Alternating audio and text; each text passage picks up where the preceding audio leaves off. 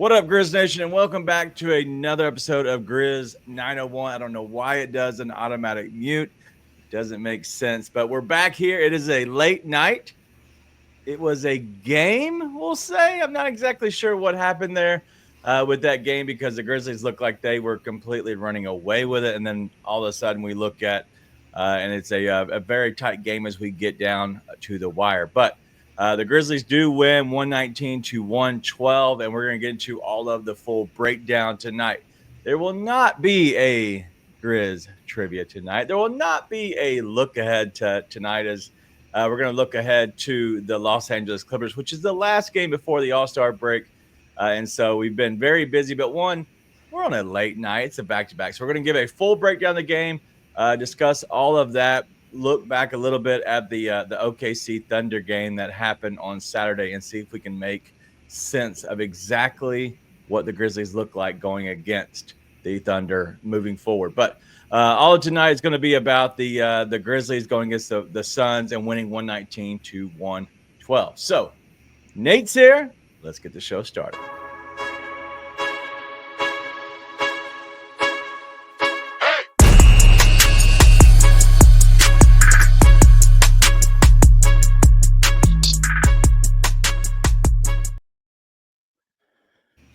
Yo, why does it mute? I just want to know that answer. Do you have an answer on why we're muted all of a sudden now? It doesn't make sense. No, slancha. Yeah, doesn't make sense. Anyway, all right. So the Grizzlies win 119 to 112. It was a weird game. So off the top, man, what you got on this game? Win. Counts as a win. That's all that matters. It's a win. That's all that can matter in a game like that. Yeah. Yeah, I'm glad that Taylor was able to sneak a couple minutes in, like he likes to, there in the fourth quarter, so they could be fresher, exactly a minute and a half fresher against the Clippers tomorrow night. But a win's a win. Yeah, no doubt. Shout out to KD. KD's awesome. Yeah, KD is awesome. 30,000 plus now, and a good win just overall against the Phoenix Suns. But realistically, like it's a tale of two halves. Like you look at it in the first half, like it was, Jaren looked like he was playing really well. 13 points. He looked like he was kind of, understanding what to do. And it looked like the second half, coming out of halftime, the Phoenix Suns decided, hey, we're going to take Jaren away. Like we're going to double him, sometimes triple him, run a third man at him, and just like take him out of it and see what Ja can do. And Ja went off for some points, but we'll talk about Ja a little bit later on because I don't know what's going on.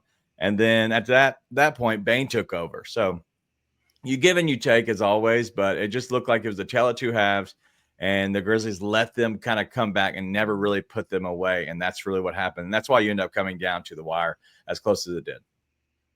Yeah, I mean, they got sloppy. They didn't close the first half very well. Third quarter was crazy sloppy. They hit cruise control way too early in that game. Yeah, 2 turnovers, or was it 3? I think it was 2 turnovers in the first half, 11 in the second half. Yeah. Right, like that's just, you're getting sloppy. They end up having 35 assists to your 22. You still got rebounded by 18, which is nice, but fouled a ton in the second. Both teams fouled a ton in the second half, but they just hit cruise control early. Yeah, you could tell they really wanted to cruise through the game, and the second half, and the Suns weren't about to let them, especially on a night where KD's about to hit 30,000 points. Right, so I don't think there's a ton to read into it. Honestly, Jaren, they just got taken away at the end of the second half. Taylor tried to sneak some minutes, which drove me absolutely insane in the fourth quarter, but that's not the reason the game was close by any means. Kevin Durant was sitting at the same time. No, Daniel, he wasn't. Yes. You're objectively incorrect. He actually tried to sneak minutes when Kevin Durant came back into the game.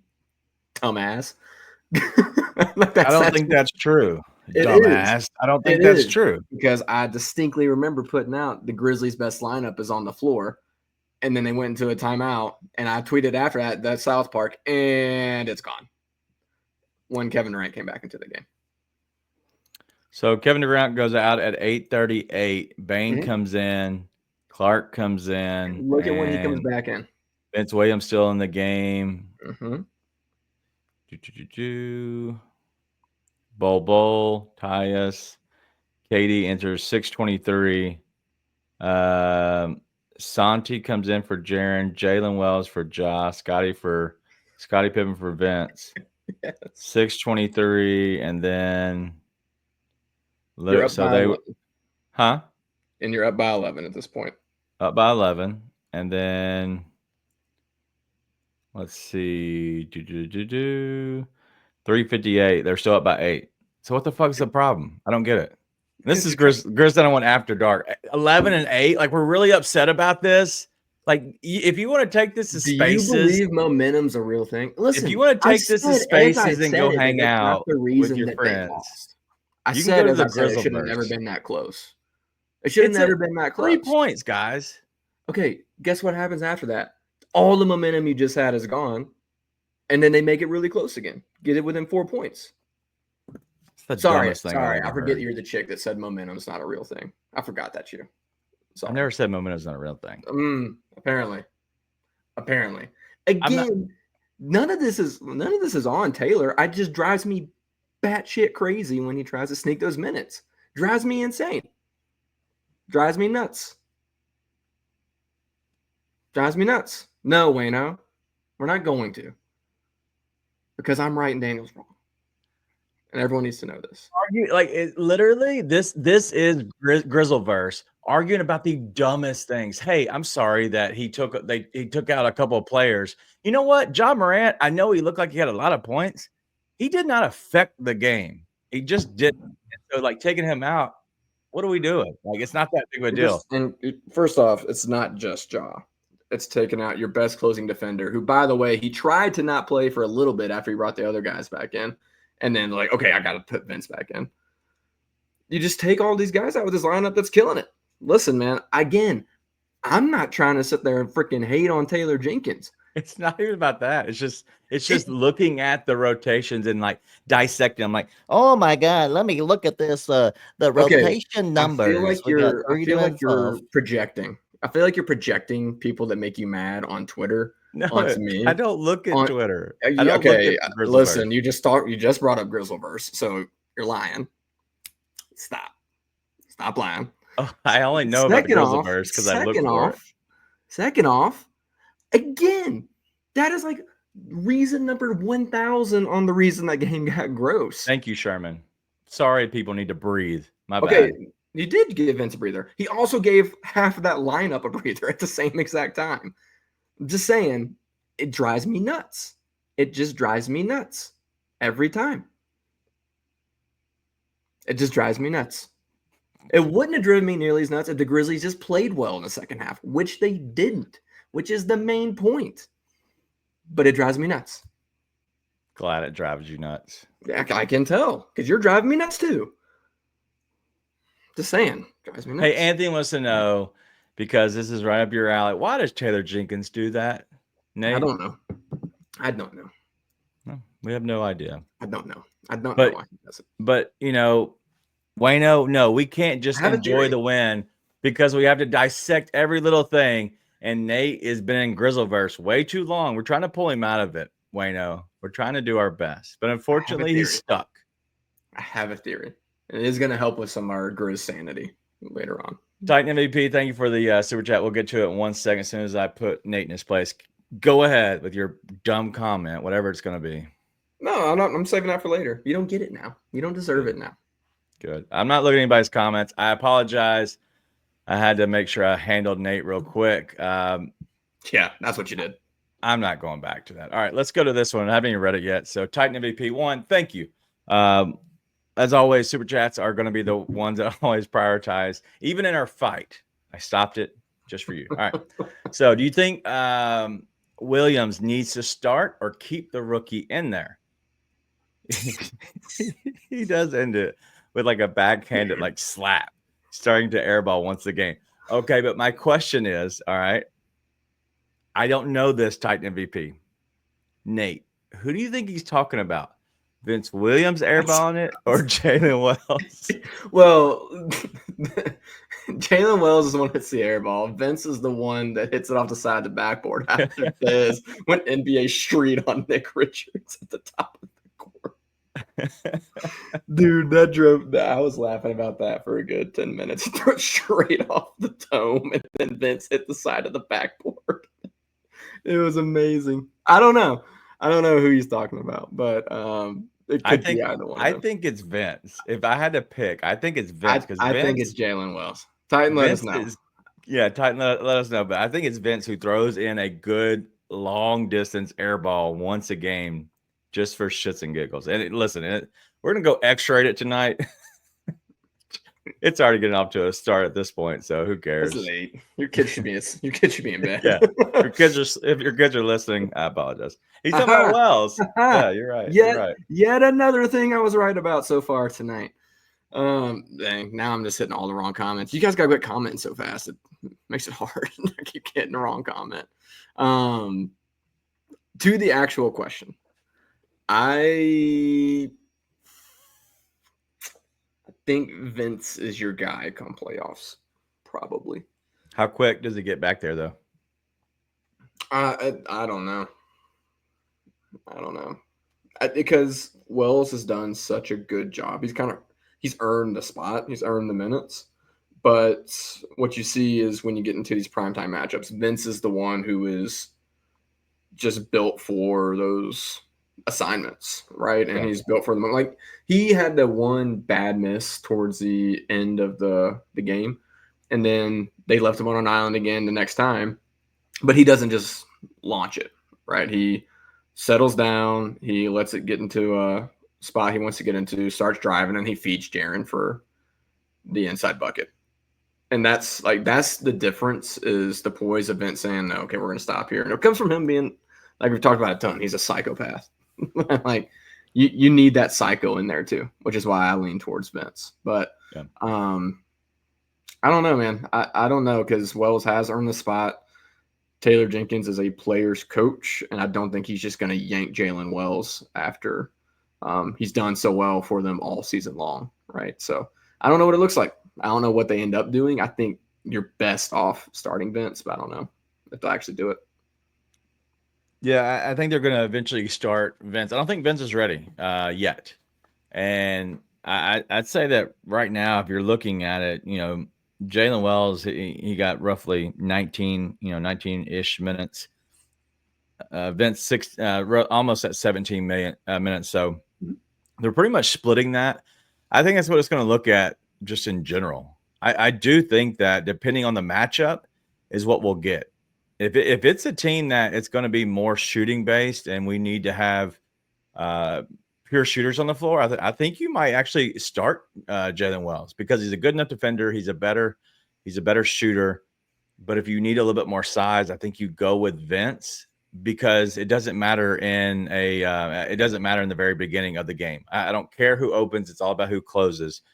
But just imagine like dealing with Jalen Wells majority of the time, and then you come in and bring in Vince. You're just like, F my life. Like, I'm like, this dude's crazier than the first one. That's kind of what happened tonight, honestly.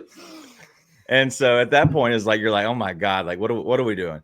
But I don't think it matters. I think it is matchup based. And I think that was Blackman and DJ said that as well.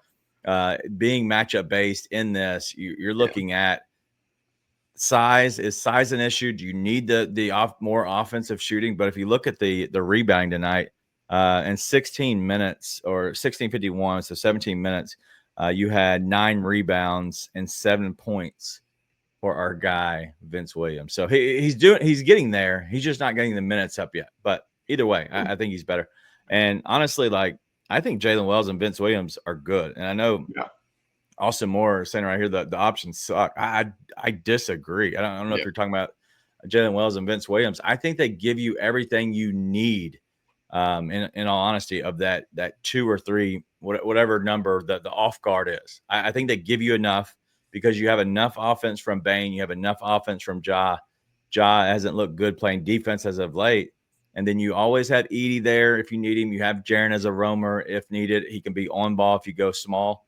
I think that you're getting exactly what you need, and the whole reason they got rid of Marcus Smart is because they didn't need him, and he's not a good vet. So that's the other reason. Yeah. Listen, I think that those guys are both doing really well for you. I just am I'm partial to the psycho. Same reason I would have loved Bobby Portis on this team. I just love the guys who are a little bit insane. I think that they are just guys who don't shrink away from the moment as well. And so I love that about Vince Williams. I'm a big fan of him. I was last year. I think he's been awesome. So we'll see though. I think it's it's interesting to see how it plays out because Wells is objectively a better shooter at this point, right? That's pretty clear. But when the lights get bright, it's the same thing. If Dylan hadn't shot all those threes and instead did something to force the defense into more pressure, put pressure on the defense, things would look a lot different in those other series. Right. Vince did that literally tonight. So, but I am sort of with Brian over here. I do want to put this in here because I do want to focus on the good stuff. Guys are sloppy the week before All-Star game. And this kind of ties into my theory I'm going to bring up later. So it was gross. We've already talked about the parts that were gross in the second half. It was much more stress-inducing than it needed to be. But let's get to some of the good stuff because I thought there was a lot of good, especially in that first half too. All right, lead us off. Yeah. So I'm going to disagree with you. I thought Ja looked really good tonight. You did? Dude. He didn't. Okay, we have to. What did he do? He just controlled the game. And when he wanted to get to his spots, he got to his spots. When he wanted to set up people up, he set up people up. If you want to talk about the second half, everyone got ugly in the second half. Everyone got ugly in the second half. But Ja got to his spots most of the night. He was competitive most of the night. He'd never looked like he was checked out other than a possession here, possession there. He just needed a breather, which is what you want to see. He was locked in. He was setting himself up. He was setting other people up. So when you say Ja didn't look good tonight, he didn't look like superstar, I'm about to drop 50 on you, Ja Morant, but he looked really good. So he looked solid, and I don't think we should be expecting him to look like he's going to drop 40 every night, mostly because that's a lot to put on any player. But also, you don't need it most nights from Ja Morant. So I thought he looked solid tonight. I thought he looked locked in. I didn't think he looked checked out. I think he looked locked in. I think he looked good for the most part, but he did not look explosive. I probably don't even need to use that. He didn't look like the best player on the court in any real consistent moment throughout the entire game. I thought he was good. I thought he was fine. It was a meh game overall. And if you look at it, he had the best plus minus a plus 14, 26 points, 7 rebounds, 6 assists. Those are great numbers. And I'm looking at a stat sheet and you're going, hey, that looks awesome. It did not look like at any moment that Ja Morant could go get his shot if he really wanted to. I'm not saying he didn't sometimes. I'm talking about on a consistent basis, Anthony Edwards, Shai Gilgeous-Alexander. You can go down and name a bunch of other guys, but I'm just saying the young guys that are upcoming, right? They look like if they really needed to go get their shot, they can do it. It still just does not look like it's there. And that's really my critique. It's not that Ja isn't great. I think he's fine. I think he's figuring out maybe his way in this offense, even though the offense has now it's been tinkered with. And that's completely, shout out to the coaching staff. They have tinkered it to the way that Ja really needs it. But I don't see it yet. And it makes me nervous that he's not developed his game to really find what his, I don't know, what he is. Because, it was always the speed. He was always getting up. He was always flying through the air. And now he doesn't look like he has that as much. I mean, the midi is just not there either. So I don't know. I'm just curious what everybody else sees. And I see it in some, comments in here, but I just don't see that explosive Ja just yet. Okay, I'll just get into my theory now. I was going to save it for later, but F it. You led me right into it. It's a perfect segue. I think Ja, tinker is the right word. Because I think that's what Ja's doing with the regular season. Outside of the one Rockets game and outside of the one Celtics game, I don't think this team has treated a single game this season, including the Oklahoma City game, as anything more than another regular season game. If you watch the OKC game, all of us as fans were so pumped up for it. The team did not look like they were juiced at all for that game, which makes no sense unless they just weren't juiced for it, right? I don't think they got up for that game. I don't. I think Ja has been looking at taking a lot of a different shot selection. Like I was messaging with you, I don't know, 2 weeks ago or something. I was talking about Ja's like on a pace to hit like a third of the floaters he's hit over his past 2 healthy seasons. Like a third of the number of floaters he's hit. I think it's because he's tinkering with other stuff. He's trying to see what else works, and he's just trying to see what else he can do. And I don't think he's sitting there trying to go off every night. I don't think most of the team is sitting there trying to go off every night. He has said he's trying to get ready and win in the postseason. He said at the very beginning of the season, he is trying to go win in the postseason. That is the focus. And if that's the focus, you're not trying to get hurt, just like Art's saying. But also, I think he's trying to tinker with, hey, I have 2 rookies starting in this lineup. What can we do to make this thing work? Like, dude, you're playing 2 rookies going to the playoffs. Oh, yeah, the can't lift arm. Yeah, that magically healed pretty quick. But listen, like, maybe it's just coping. Maybe I'm just taking some copium. That's okay. But listen, we've seen what Ja Morant can do when he's healthy, and we're not seeing it on a consistent basis every night. I don't think that's because Ja Morant all of a sudden forgot how to be Ja Morant. I think they are not getting up for these games. I would be surprised if they don't get up for the next OKC game. Dude, they BS, dude. BS. Like you had that game there Saturday. You had like time off. You were good. I watched I watched the same thing you watched, dude. You They can't look at that like, and say that team was up for that game. I don't know, man. I don't know. So a little bit of what Jalen Nelson's saying here is like this is what I'm saying for the most part. Is Ja looks like his play this year. It looks like he's smaller, and honestly, it's an eye test, right? I don't care what he actually looks like, but in the game, his play looks like he's smaller and he's kind of flopping more, and he's getting moved off his spots more than he had been. And honestly, as Jalen's saying, it's weak and lackadaisical. And I'm not saying like, hey, pile on Ja. I'm not saying that. This is critiquing like superstar. Okay. If Ja is a normal player, by all means, like, he's fine. I'm talking about top 1%, top tier, all NBA type players. He looks like he's playing weak, and he looks like he's playing lackadaisical. Like there's no, and I taught my girls this past week about dribbling with purpose, moving with purpose.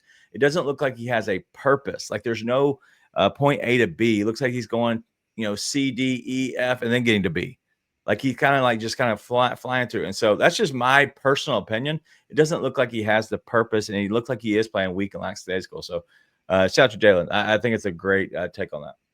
Yeah, I don't disagree. I don't disagree with what you're saying. I think we're disagreeing with the perspective and reason behind it. Like, again, I don't think he is asserting himself trying to play explosive and dominate every game. But I don't think it's because he doesn't want to win. I don't think it's like a lack of motivation to win. I think it's because he is trying to win in the postseason. He's trying to make sure he doesn't get hurt. So if they go boxes and elbows, he's not just going to fly in there like he has in the past, which is what teams are doing. But 2, he knows that they're going to go boxes and elbows in the playoffs. And 1, he's not been able to stay healthy just flying in there, despite the fact he can dominate. But 2, teams have focused on stopping him in the past. So what's going to work when they focus on stopping him? Everybody else hitting shots. So I just refuse to believe that he's sitting there and he's not motivated and he doesn't want to win, or he's just pouting all the time. Like, does he pout sometimes? Duh. Like, we all see it. But I think Ja is trying to figure out how this team can win in the postseason, knowing that he can't put on a Superman cape and do it all by himself. That's what I believe. So I'm okay with that. Well, I think we as fans have to be okay with like just watching them treat regular season as regular season. Like, because I know I was losing my mind on Saturday when they were playing against Oklahoma City. And I'm like, okay, to cope, I just have to tell myself this. So that's my theory for the rest of the year. The regular season's a regular season. And listen, and I am completely okay with that. My job, your job, is to literally be critical of this team and break down the game that we see. And yes, and it might be the regular season. And I am very much on record on this show saying many a times, like, hey, I don't care about the regular season. Our team as a whole is good enough to be a top 6 team in the West, regular season wise. I want to see just how good this team can be firing on all cylinders. Does that mean that you would just kind of, I don't know, you just kind of like just say, hey, we're going to tinker with it, but we're going to just kind of play meh the whole time? Like, is that what we want to do? Like that I don't agree with that take at all. Like, if you're going to play with the purpose, kind of figure some things out. And maybe if he wants to be off the ball, I don't love it, right? But if he's off the ball and you maybe go to Jaren late in the game to see what Jaren can do, cool. If you want to go to Bane late in the game, cool. But like, I'm okay with tinkering like that. But when you play a certain way, I don't love that. I mean, I'm with you in that respect. Like, I think habit building matters a lot. Yeah. Like, I think the way that you do everything day to day is the way that you execute when the minute comes for you to execute. I mean, you see that play out a little bit, right? Like, at the end of the game, Ja Morant has a turnover off of his foot, right? Like, that kind of stuff that you never have seen from him, or you've seen very little from him in the past, right? So I'm with you in that habit building matters. I also just think sometimes we forget what we have seen from Ja Morant in the past. And like, if we come out of the All-Star break and all of a sudden he's like doing like Ja Morant freaky stuff again, I don't think we should be shocked either. I don't think it takes much for him to flip that switch. So yeah, there's a lot of stuff that I think you can nitpick about this team, but at the end of the day, like, man, I want to enjoy what's going on with this team. They're doing a lot of good things, a lot of fun things. And like what Austin's saying here about him not being a leader, I just don't agree. Maybe that ends up being the case. Maybe that ends up being the truth, but I just disagree. I think they're figuring things out, tinkering, and just going to enjoy it. Same thing. This was a pretty gross game when it was all said and done, but it's a win. Like, let's enjoy it, and let's trust that the player that we've seen over the past 5+ years at this point is the player that we've seen over the last 5+ years. No doubt. Yeah, and honestly, I love Ja, and I love who he is. I do think his leadership is struggling a little bit. But hey, that's just me on the outside looking in. But looks like Rip Jitty just won. He's on Twitter. Join us over on YouTube, dude. I'm telling you, you'll see a lot more of you over here on YouTube. It's at Bluff City Media. We're live over here, but I interact with Rip Jitty a lot. I think it's in my personal account, and so, but yeah, come over to YouTube. But it looks like he's just getting started watching the very start of when I told you to just go take it to Spaces. But let's end the Ja stuff on this, and this is from Titan MVP again with a super chat. Is Jenkins scared to address the pouting from Ja? No. Nothing to it. Nothing to that. Okay. It may just not be how he coaches, but it's not a fear thing. Those guys have a good relationship. No doubt. Yeah, I think so too. But I do think that if it came down to it, I think he would address it. But I don't think he wants to address it. I think he wants Ja to develop and be a bigger man and kind of grow up a little bit. But anyway, thank you all for hanging out with us so far. It is after midnight, 12:12 here Central Time. This is Grizz 101, the post-game show for Bluff City Media. For the Grizzlies, we come here after every regular season game. We'll be here tomorrow night as well for the Clippers game. But I'm Daniel, that's Nate. And so we're going to keep on going on. But to kind of reset the show a little bit, I have something that you might be interested in. Nate doesn't even know about this. So we're going to take about a minute break, but check out this commercial. Sunday, February 16th, TNA Wrestling superstar Nick Nemeth is coming to Memphis Wrestling. Ladies and gentlemen, it's yours truly, the Wanted Man, Nick Nemeth talking to you live, letting you know Memphis Wrestling. Sunday, February 16th. It's right around the corner. Don't forget or you're going to miss out on some tickets, baby. You know when you see the wanted man, I'm not just there to steal the show. I'm not just there to steal your girlfriend. I'm there to put on a show. Of course there's going to be a live VIP meet and greet with me, yours truly. How could I ever pass that up? MemphisWrestling.tv. Get those tickets while you can, while they're hot as I am, baby. And I will see each and every one of you there. Memphis Wrestling, Sunday, February 16th.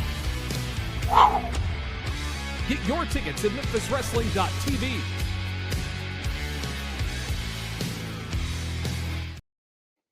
Yeah, go check out it. Why not? Let's support our local friends over there at Memphis Wrestling. Dustin Starr is the promoter over there. And so been working with him kind of behind the scenes a little bit. And so the old Dolph Ziggler, if anybody's a wrestling fan, go check him out. Looks like it is Sunday, but go get your tickets. You can go a little meet and greet with Nick Nemeth. King Meek says Nick Nemeth looks like Jeff. That's what he's supposed to be, Jeff Jarrett, but I don't know what Jeffity is. But all right, let's go ahead and keep going on with the game. But I do want to get back to a couple things real quick since we're off the completely off the rails at this point. Do you think Ja is still injured? Probably a little bit. Okay. I think a lot of these guys are beat up at this point in the season, though. All right. If we had a game of 11, who do you think would win between me and you? You. Unless I was really feeling it. Ladies and gentlemen, do you see how quick that was? I can own it. Huh? Qualls are not known for their size, which is important in one-on-one basketball. All right, let's get to this question real quick from Artie. He asked it earlier. I don't think we had a show since the deadline now. Do you believe that Marvin Bagley, that they traded for in the Marcus Smart deal, do you believe that he can go after someone in the buyout market? So two things. Do you think Bagley can be in the rotation once he gets healthy? But also, do you think that we can go after someone in the buyout market?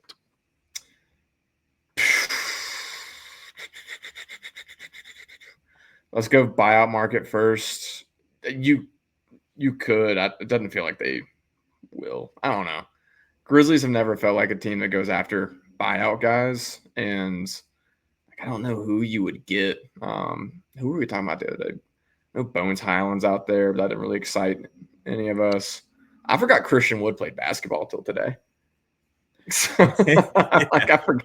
I forgot about Christian Wood entirely, which is pretty crazy because, I mean, the dude was so talented and did so well in Houston and just dropped off the map since he got hurt. Yeah, I don't think they do anything on the buyout market.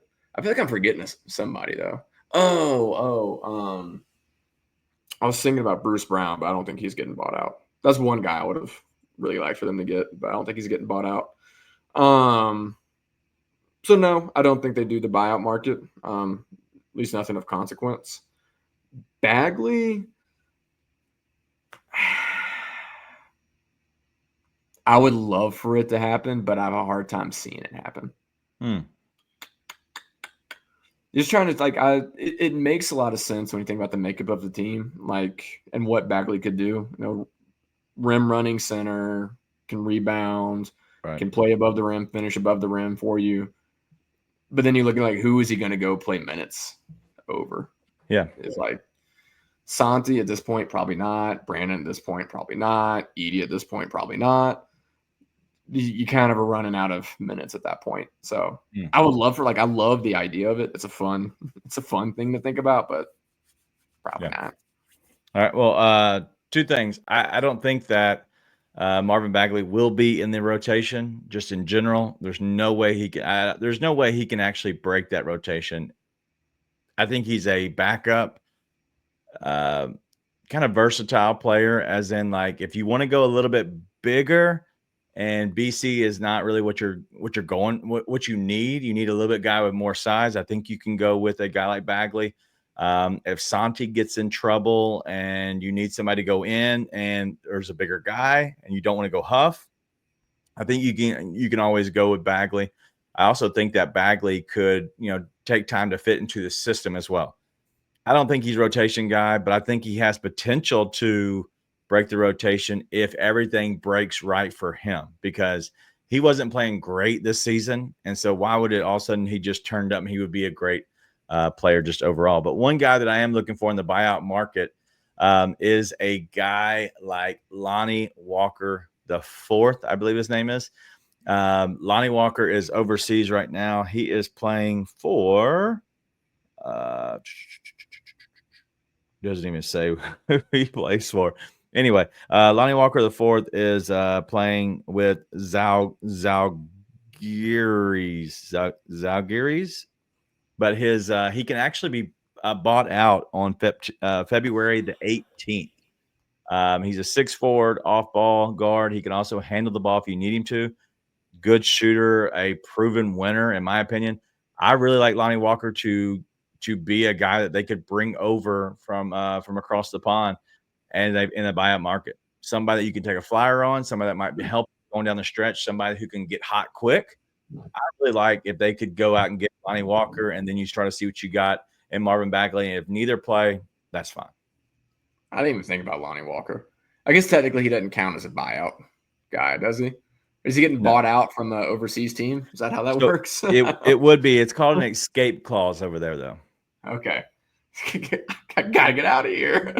Mister, get me out of here. That's what I'm thinking about. Yeah, help Lonnie Walker escape. Yeah, that would be good. Like, listen, Lonnie Walker's better than a lot of guys in the NBA right now. Exactly. Yeah. One Bruce of which Brown used to be on your team a week ago. Yeah. Bruce Brown is not going to be bought out. He is. It looks like he's in New Orleans, and they said he's not being bought out, so he's staying there. And so I don't know. I don't know if there's anybody that would move the needle for me just overall. And so at that point, it's meh for me. All right, let's keep it going a little bit. Art's talking about Bagley can handle the ball. Duke takes 100%. He's very good. He is a better BC in ball handling, a better BC in height. But in all honesty, I don't. His floater game isn't as good as BC. So they're very much similar to the same kind of player. He can stretch a little bit, but not much. He can shoot better than BC, but I don't know who couldn't on the Grizzlies. Dude, whenever they throw, there's so many times because they want to move so fast, they throw the ball to BC at midcourt, and I'm like, no. He's like, what? And then, you know what Brandon Clark says? No. Brandon's like gets the ball and he's like takes one dribble, two dribble, and he goes, stop. This is not what I do. And throws it to somebody. It's awesome.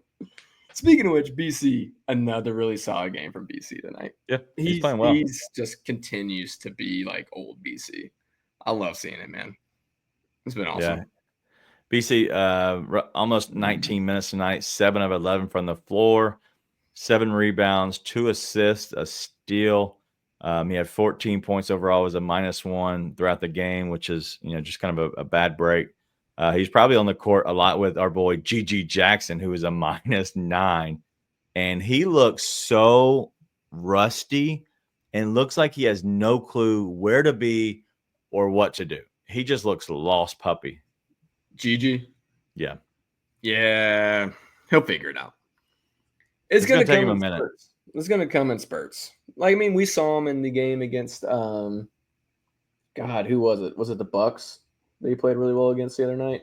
Whoever it was that he played really well against. He's going to figure it out, but it's the same thing we talked about before he came back. He clearly, he hasn't played with these guys before. He looks so good in one-on-one basketball. He's so talented. It's unbelievable. And the one-on-one defense, one-on-one offense, he's just unbelievable. But figuring out how to play with the team as a unit takes a little bit more. And so I'm not worried about him at all. He's going to figure it out. He's clearly putting in the work, and it's going to be fine. But there's going to be nights like tonight where it's just like, oof. Slow down. It's going to be okay. But if you look at Gigi, he looks like he's he looks like he's lost. And the reason is because I don't know if he knows where he should be. Like when he catches the ball, do I have a little space? Do I pull it up from here? Or do I do a quick, 2 dribbles and try to get to the front of the rim? If I get stopped, I know where to kick it. It looks like all that is kind of like lost. He's like, I want to shoot. Oh, he closed out a little bit faster. And so I'm going to try to go around him. And then he gets there and he's like, God, I thought I had a free run at the rim. And now I have to kick out. And I'm not sure exactly where people are. I still think he's trying to find his way in the offense because he's just lost a little bit. It's just a tick slow. It's nothing crazy, but you can see the immeasurables like, oh my God, dude, he's a freak athlete. And if he can start knocking some down, I think that'll help him out so much. Yeah. And part of it too is he's trying to figure out, like you said, when do I take initiative and when do I just keep the ball moving? Because he knows he's not the guy, right? He knows that he's lower on the totem pole, but Gigi's a scorer, man. Like, he is a scorer, a pure scorer. He is built to get the ball, drive, create a shot, get to the rack. That's what he does so well. And so when you're the fourth guy on the totem pole on the unit that's on the floor, it makes it hard to do that consistently. Figure out, okay, when do I do this? How do I fit into this offense? It's going to be fine, right? It's part of playing a really young player. But we've still seen him figure it out in spurts, even this year on crazy limited playing time. So, like, he's going to be just fine. It's just going to take time. Do you see any chance in the world, last thing on Gigi, that he could possibly be out of a playoff rotation? Is there a chance? Yeah, for sure. There's a chance he's out of the rotation. Wow. I mean, but the Grizzle Bear said he should start. I don't think it's likely he's out of the rotation. I think he's, especially with Taylor Jenkins, he's not going to play 8 guys, so Gigi's most likely in that rotation. But like, is there a world? Yeah, you got to be able to trust him. But like, Gigi's a guy that you give him like 5 minutes, no matter what, because it may be a rough 5 minutes, but that rough 5 minutes is not going to kill you, more likely than not. And there's a chance that he gets up getting 20 minutes that night because he's just raising you to another level. Yeah. So, and there's a chance he absolutely ascends after the All-Star break and becomes a freako and is star Gigi at the 3. And that's real. Yeah. Like, there's so many possibilities for Gigi Jackson this year alone, much less going forward. No doubt. And that's kind of what we're at. Like, I do believe in Gigi 100%. Heck yeah, but I think it's going to take a little bit of time for him to kind of find his legs a little bit, but also figure out the offense because he is lost right now. And so I do think that this All-Star break is going to be great for these young guys like Wells, but also Edey. Like, they're going to get a chance to be able to catch their breath and maybe be in like one place for like maybe 4 nights in a row. It'll be shocking to their body. But it'll be crazy. Yeah. It'll be good. And so at that point, you're like, hey, I'm feeling good. Like, I don't have to worry about getting, up and doing a certain thing. I can kind of relax, maybe watch some games a little bit, watch some film, just kind of take a deep breath. And this will help them. I don't know. How many more games do they have left? What's their record right now? 30. Ugh. They are 36-17. So how many is that? That's 53 minus 82, and they got 29 left. Yeah. All right, so it's going to be a mad dash. That feels like so little games left. 29. In some ways, it feels like a lot. But they, I think Edey and Wells both they'll be in the Bay Area. I don't think they do get to just kind of go anywhere. Oh yeah, they don't.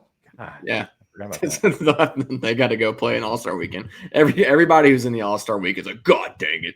I hate being an All-Star. Hey, last thing on Edey and Chuck. Listen, this is the funniest thing. Chuck is hilarious, by the way. Gigi, I think you're talking about Gigi is the ultimate grenade. Sometimes he just accidentally throws the pin instead of the grenade. That's the funniest analogy. Yeah, I love it. Pretty good. I love it. All right, pretty good. All right, let's keep it moving. Anything else you want to hit on this game before we maybe just talk about other games or the next game? Or I know you wanted to talk a little bit about the Thunder game, but I don't care to talk about it, but if you want to, we can. No, well, first off, with this game again, it's a good win. As gross as the second half was, as poorly as you shot from three, as sloppy as you got, still pulling a win. National TV against the Suns, good win. I disagree that it was not that the win doesn't count, as somebody was saying earlier tonight. Good Probably win. Austin. Honestly, the Thunder game, I really just want to talk about it for what we talked about earlier, which is like that Thunder team's awesome. Awesome. So that's very real. At the same time, like, again, don't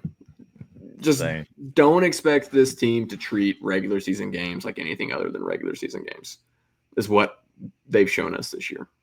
And hope that the switch they flipped in the third quarter against the Thunder is a switch that stays on all the time. That's, again, we're rolling with the theory. Yeah. That's what we're going with. Yep. That's it. Yeah. So, look, I'm learning so much about hockey. Go Dogs 18s here with, good win tonight for the Grizzlies, but then the Nashville Predators, which we'll show love to Nashville. We have no beef. I know Memphis and Nashville get a lot of beef, but the Predators. All right. So did you know hockey is on a 2 week, I'm sorry, is it more than 2 weeks? 2 week break. No. That's what their All-Star break or whatever. So they do a 4 nations for hockey. I do know about the 4 nations. Yeah, 4 nations, and they all play in a little mini tournament. That's so much more fun. Then you get more time off, but you get to represent your country. But I'm actually excited about it. I know I'm trying to not get into hockey as much, but I'm just kind of the betting part of it. Two of my guys that we do a show with, they're big hockey people, and so I'm learning so much about it. But yeah, absolutely, it is going to be good for the Grizzlies to go into the All-Star break with some momentum, playing very well. No matter what happens tomorrow night with the actual game within the Clippers. But yeah, the Thunder, F that game, dude. I'm so over it, man. Everybody built it up to be so much bigger, and it was flat from the very beginning. And the Grizzlies were the reason of that. It wasn't, and it was because they got punched in the mouth. But that's how they are. If they get punched in the mouth, they're done. Easy enough. Yes and no. All right. Anything else you want to hit on tonight? Because it's getting kind of late. It's 12:30. I'm going to go to bed soon. So anything you want to hit on before we get out of here? No, we're just getting started. No. Not really. I'm excited to get one more game. I like, as much as I think the team need the All-Star break, and I think we could see a different, a more engaged Grizzlies team after the All-Star break. It always bums me out to have that break. Like, you have basketball every other night pretty much, and then you have to go and just sit there without it. I feel like Pablo Escobar and Narcos just sitting there on my swing, waiting for basketball to come back. Just watching the sunset. Well, I don't know if we're doing a show tomorrow night. I just looked at the time. Yeah, I did too. My wife got so mad when I told her. The game starts at 9:30, which means it starts at 9:40-ish local time, which means 2.5 hours. It's going to be a 12 o'clock start. What are we doing? Dilly.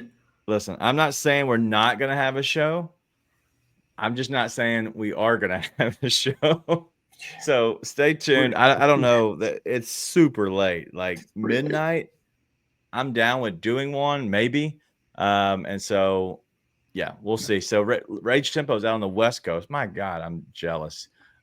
Is at 7:30 start for you. So it's 2 hours after. And so very jealous. Chuck says a pregame show. No pregame show. That's not what we do. No. There's a different channel for that. We're not as entertaining. Listen, I am a late night owl as you are as well, and you're an hour ahead of me or behind me, and so we'll see. He said no hockey talk here. My bad. Oh man. Anyway, we'll see. Maybe, you know what? What if we did a halftime show? We'll see. We'll see how it's going. Yeah, that could be doable. Halftime shows are always like you get started and then like the halftime doesn't last nearly as long as you think it's going to go. Correct, but so you it's start like 10 minutes. You start with like 2 or 3 minutes to go in this to go till halftime. Then you have a 15 or 20 minute, 15-ish, I think it's, and then you like go 5 or 10 minutes into the third, and then we're done.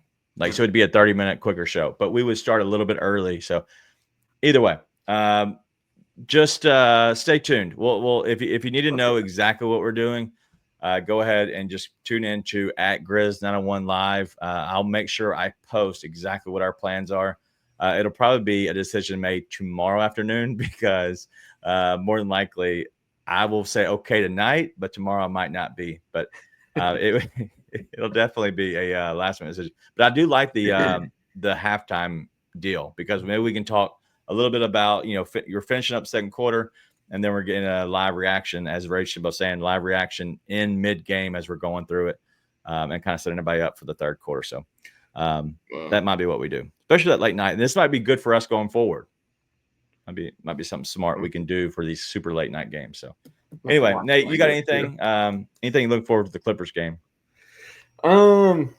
Basketball. Nothing crazy. That's All-Star break. Hopefully it's a win. That's all I care about. I'm not going to take too much away from it. 65 and 17. Still alive. Here, here. Here, here, Chuck. Here, here. All right. Well, we take on the Clippers tomorrow night, 29 and 23. Right now, if I told you the line on this game is what, Nate? The Clippers play tonight? Clippers did not. I know they didn't play, but I don't know the last time they played. I would say Clippers. Saturday's the last time they played. Saturday's the last time they played? Yeah, they played. They played Thursday. And then they play again next Thursday. Okay. I would say Clippers 2.5. Clippers 4.5. 4.5. It's a big number. It's a big number for the Grizzlies. Grizzlies are one of, if not the best team in the league to cover against the spread. So should be entertaining. Ben Simmons, is he with the Clippers officially? I believe so. I think he signed yesterday. There's no way he'll make his debut that fast then. All right, we'll see. Either way, tune in tomorrow. We will either have a halftime show or we'll have a post-game show.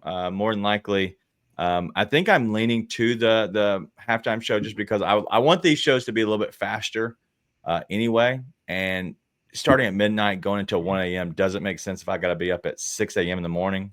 It just doesn't make sense for me personally.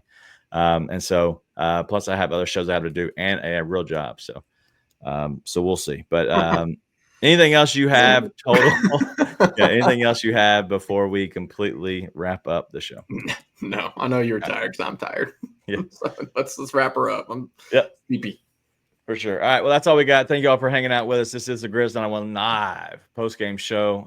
We might be the live halftime show tomorrow night, but we'll all let you know. But more than likely, go ahead and just check your calendars, put the notification bell on, and subscribe to the Bluff City Media YouTube channel. But we'll probably be here more than likely halftime, and we'll set that all up for you. But we'll do something different. We'll shake it up a little bit since it's a super late night game. But we'll see you all tomorrow. Be nice and tell your friends.